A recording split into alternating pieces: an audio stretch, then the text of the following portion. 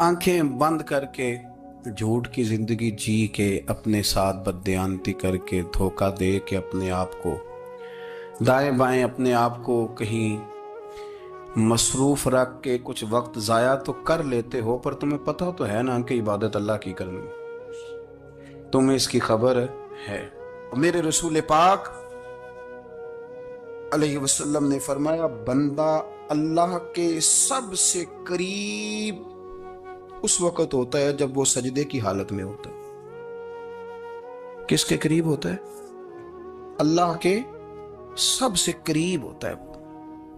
वो बड़ा नेड़े है रब के, बड़ा करीब है, इसलिए कि वो हालत है सजदा में। वो जब सजदे करता है ना, उसकी बारगाह में जब झुक जाता है, आप जरा सजदे की कैफियत देखें ना, जुबान भी यहाँ है, आंख भी यहाँ है, कान भी, अकल भी सारी, इसने सारा कुछ रख दिया सजदे।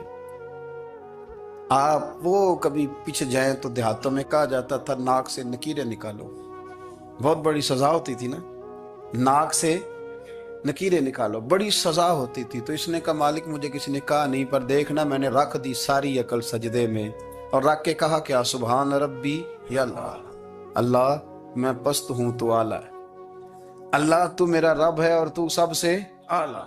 इतना, और फरमाया जब ये इस कैफियत में होता है तो फिर ये अपने रब के करीब होता। मेरे नबी करीम अलैहिस्सलाम ने मुसल्ले से दिल लगाने का दर्स दिया, हुजूर ने तवज्जो दिलाई। सहाबा इस ज़ौक़ के हामिल लोग थे, वो कोशिश करते थे। जनाब सिद्दीक़ अकबर रज़ी अल्लाह ताला अन्हु का इबादत का मिजाज हमेशा कायम रहा। हज़रत उमर फारूक सारी सारी रात अल्लाह के हुजूर खड़े रहे। हज़रत उस्मान गनी रज़ी अल्लाह ताला अन्हु इशा की नमाज पढ़ के 2 रकतों की नीयत बांधते थे, 15 सिपारे पहली रकत में पढ़ देते और 15 सिपारे कुरान मजीद के दूसरी रकत में पढ़ देते। आपने ना हज़रत उमर फारूक के विसाल के बाद उनकी एक बेवा से निकाह किया, हज़रत उस्मान गनी ने निकाह किया। वो खातून आपके निकाह में आई तो अर्ज़ करने लगी, अमीरुल मोमिनीन, मेरे लिए एजाज़ तो बहुत है कि मैं अमीरुल मोमिनीन की बेवा थी तो अमीरुल मोमिनीन की मनकूहा हो गई हूँ, लेकिन हुजूर न तो मैं जवान हूँ कि मेरे अंदर रगबत होती और ना मैं अब इस काबिल हूँ कि कोई खिदमत कर सकूँ, मेरे साथ निकाह की वजह क्या बनी? उस्मान गनी रो पड़े, फरमाने लगे, मैंने उमर फारूक को मस्जिद में अपने रब से डरते हुए देखा, मैंने उसे रोते हुए देखा, अदल करते देखा, इंसाफ करते देखा, उम्मत की खैर खाई करते देखा। तुम्हारे साथ निकाह इसलिए किया है कि तुम मुझे ये बताओ कि उमर फारूक घर के अंदर अपने रब को कैसे राजी करते, घर के अंदर कैसे राजी करते थे, वो तरीके बतलाओ, तुम बताती जाना और मैं भी उसी तरह घर में इबादत करूं। जिस घर में अल्लाह का जिक्र होता है वो घर जिंदों का है, और जिस घर में रब करीम का जिक्र नहीं होता वो घर जिंदों का नहीं है। घर ना हम ना किताबों में पढ़ते हैं कि एक बुजुर्ग कहते हैं, हज़रत फुज़ैल बिन अय्यास कहते हैं कि मैं एक गली से गुजर रहा था तो घर के अंदर किसी कारी सामने कुरान की आयत पढ़ दी, वली मन खाफ मकाम रब्बिही जन्नता। मैं तो मेरे कानों से टकराई तो अल्लाह ने मेरी काया ही पलट दी, मैं तौबा कर गया। अब घर के अंदर से आवाज़ आए तो सही ना तिलावत की, पर अंदर से आवाज़ आती नहीं, या डेक बजने की आवाज़ आती है, या टीवी चलने की आवाज़ आती है, या धूम मचाने की आवाज़ आती है। इबादत का वो जो ख़ास शौक़ था, वो जो हुस्न था, वो जो तवानाई, वो जो बात थी। एक जगह पे हम बैठे थे तो वहाँ एक साहब आए और उन्होंने आते ही कहा कि मेहरबानी करें ज़रा मुझे मुसल्ला दे दें, मेरे ना कुछ नफल रह गए। तो मैंने वुज़ू कर लिया तो कोई मुसल्ला मिल जाए, मुसल्ला उन्हें दे दिया गया। वो मुसल्ला लेके चले गए तो पीछे एक साहब ने तबसरा किया, कहने कितना रियाकार बंदा है, लोगों को दिखा रहा है कि मैं नफल पढ़ता हूँ, है को बात करने वाली। मैंने उसे कहा, मैंने कहा तू मेहरबानी करना, इस तरह की रियाकारी तू भी कर, पकड़ मुसल्ला और जा, तू भी थोड़ी रियाकारी करके आ, उठ जरा, शुक्र कर कोई ये रियाकार भी मिला है, कोई नफल पढ़ के रियाकारी कर रहा है। अल्लाह का मैं कहता हूँ को पढ़े तो सही ना यार, ये कोई दौर है नफल पढ़ने का? इसमें तो लोगों का मिजाज ही नहीं, तबीयत ही नहीं। मैंने कहा चल मेहरबानी कर, ये ले मुसल्ला और तू भी जा थोड़ी सी, या कार्या रियाकारी करो तो सही ना, मिजाज ही नहीं। ज़ौक़ जुम्मे की नमाज पढ़ के यूं दुनिया भागती है, ओहो हो, पता नहीं कौन सी पीछे आग थी जो बुझाई जाएगी। और आज तक लोग मसला पूछ रहे हैं कि जुम्मे की बाद वाली सुन्नतें कितनी होती हैं। मैंने कहा कितने साल हो गए जुम्मा पढ़ते, कितने साल हो गए, अभी तक सुन्नतों का नहीं पता। ابھی تک نے علم کے پہلے کتنی رکھتے ہیں اور بعد میں کتنی رکھتے ہیں. فجر کی سنتیں کب پڑھنی چاہیے؟ سنو فجر کی سنتوں کے بارے میں. میرے رسول کریم سید عالم صلی اللہ تعالی علیہ وسلم سے ایک صحابی نے پوچھا تھا، حضور میری فجر کی سنتیں رہ گئیں یا رہ جاتی ہیں تو حکم کیا ہے؟ کیا انداز ہے حضور کا. بخاری مسلم کے لفظ سنو. حضور سید عالم صلی اللہ علیہ وسلم فرمانے لگے، اس نے کیا پوچھا تھا، حضور جواب کیا دیتے؟ فرمایا فجر کی سنتیں کبھی نہ چھوڑنا.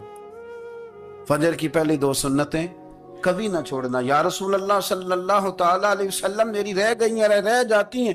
فرمایا فجر کی 2 سنتیں نہ چھوڑنا. فرمایا فجر کی پہلی 2 سنتیں مجھے دنیا اور دنیا کے اندر جو کچھ ہے وہ سب سے زیادہ پیاری ہے. فجر کی 2 سنتیں دنیا اور دنیا میں جو کچھ ہیں مجھے وہ سب سے زیادہ پیاری ہیں. اس لیے فجر کی سنتیں نہ چھوڑنا. اپنا ذوق، اپنی طبیعت، ہم نے نا ذوق غلط بنا لیا. اگر 20 بندے کہہ بھی دیں گے تو نے بڑی شاندار تلاوت کیا تو کیا اس سے بنے گا؟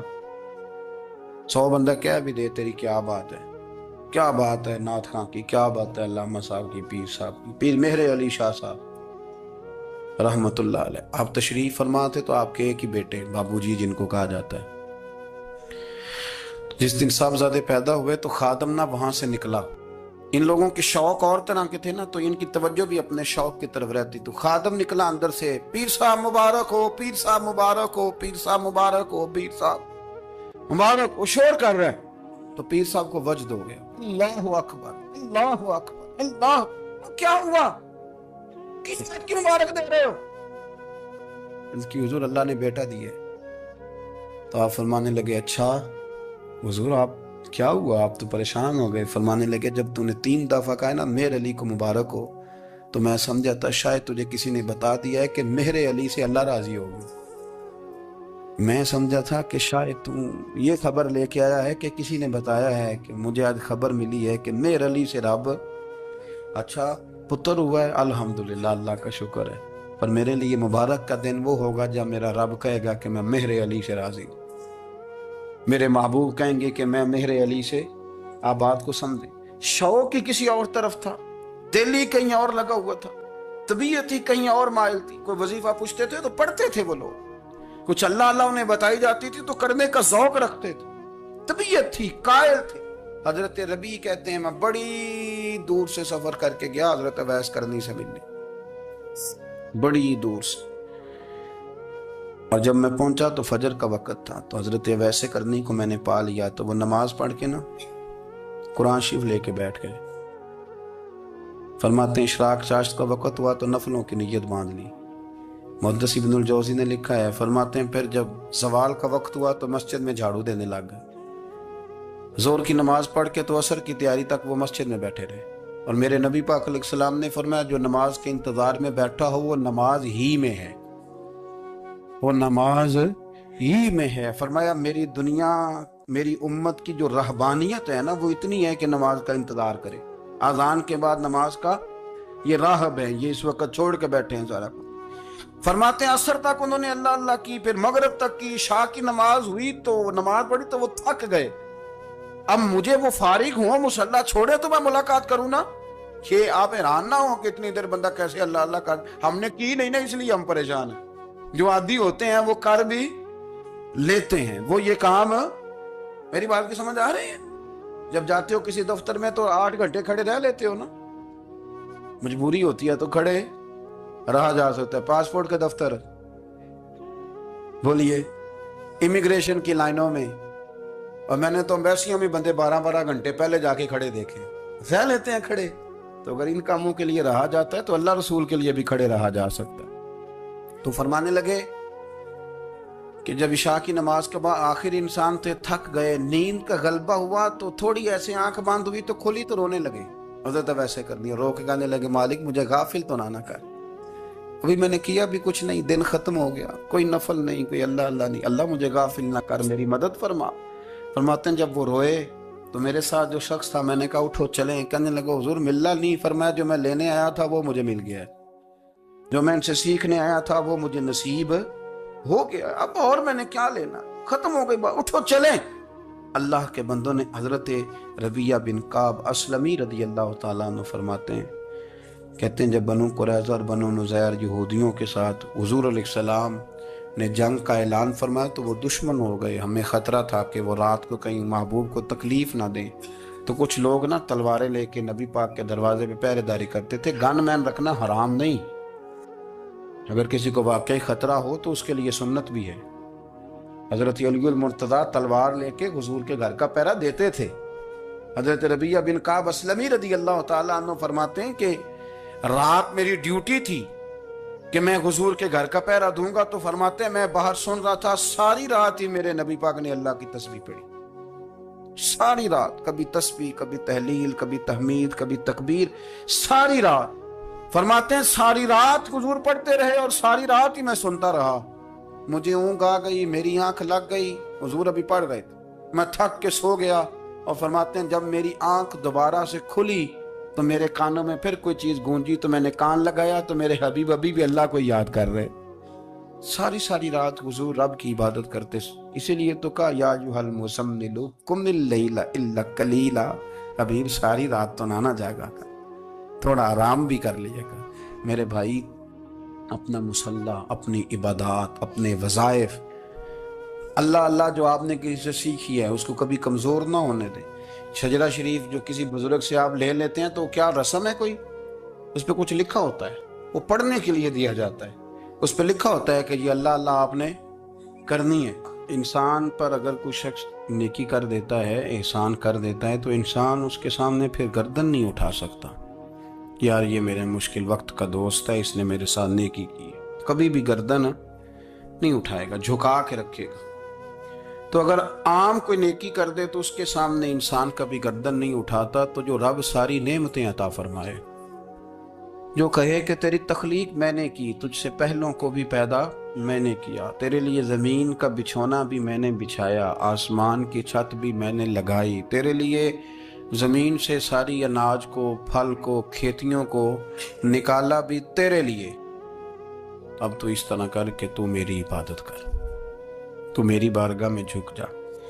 بہت سارے نشے لوگوں کو لگے ہوئے ہوتے ہیں. ہر آدمی کوئی نہ کوئی نشہ کرتا ہے. کوئی دولت کا کرتا ہے، کوئی شہرت کا کرتا ہے، کوئی اپنی تعریف کا نشہ کرتا ہے. دو چار لوگوں سے تعریف سن کے مطمئن ہو جاتا ہے. ناراض تو نہیں ہوگی اس جملے سے؟ آپ کرتے ہیں لوگ دولت کا نشہ بھی. یہ جب نقصان ہوتا ہے تو بندے بیمار نہیں ہو جاتے؟ پیسے ڈوب جاتے ہیں تو لوگ بیمار نہیں ہو جاتے؟ تو اس کا مطلب یہ ہوتا ہے کہ نشہ ٹوٹ گیا ہے. بہک ہوئے ہیں نا تھوڑے سے تو کانپتے ہیں، تڑپتے ہیں، پریشان. نشہ ہی اسی طرح ہی کرتا ہے نا، نہیں ملتا تو پریشان ہوتا ہے. یہ سارے نشے ہیں، مختلف قسم کا نشہ. اب مانتے نہیں اس بات کو، تسلیم نہیں کرتے، کیونکہ تسلیم کرنا بڑا مشکل کام ہے. اس کے لیے تو بڑی ساری چیزیں جو ہیں وہ دبوچ کے اور بڑی سارے رستے پھلانگ کے آنا پڑتا ہے. تو بڑا مشکل ہے ماننا، ورنہ کرتے ہیں ہم. ہمارا مزاج ہے. یہ گھومنے پھرنے کا، دنیا دیکھنے کا بھی ایک نشہ ہے. یہ بہت ساری باتیں کرنے کا بھی ایک نشہ ہے. گپ شپ کا بھی ایک نشہ ہے. دو چار لوگوں کی جب تک پگڑیاں نہ کھول لیں، بعض لوگوں کو نیند نہیں آتی. یہ غیبت کا، چغلی کا، بددیانتی کا، یہ بھی ایک نشہ ہے. اس پر ملا رومی رحمت اللہ نے بڑا کلام لکھا ہے. وہ کہتے ہیں مانگ کے کھانے کا بھی نشہ ہے، مانگ کے کھانے کا بھی نشہ ہے. وہ کہتے ہیں کہ ایک بھیک مانگنے والی خاتون تھی، تو بادشاہ کے پاس بھیک مانگنے آئی، تو بادشاہ کو پسند آ گئی، اس نے شادی کر لی. اب اس کو عادت تھی بھیک مانگ کے کھانے کی، تو وہ کنیزوں سے کہا کرتی تھی کہ فٹافٹ نہ روٹی لے کے آیا کرو، میں 2-3 دفعہ مانگوں تو پھر لایا کرو. کیونکہ ایک نشہ ہے نا، تو میں مانگوں 2-4 دفعہ تو پھر. تو انسان بہت سارے نشے کرتا ہے، یہ مانتا نہیں. یہ موبائل، یہ فیس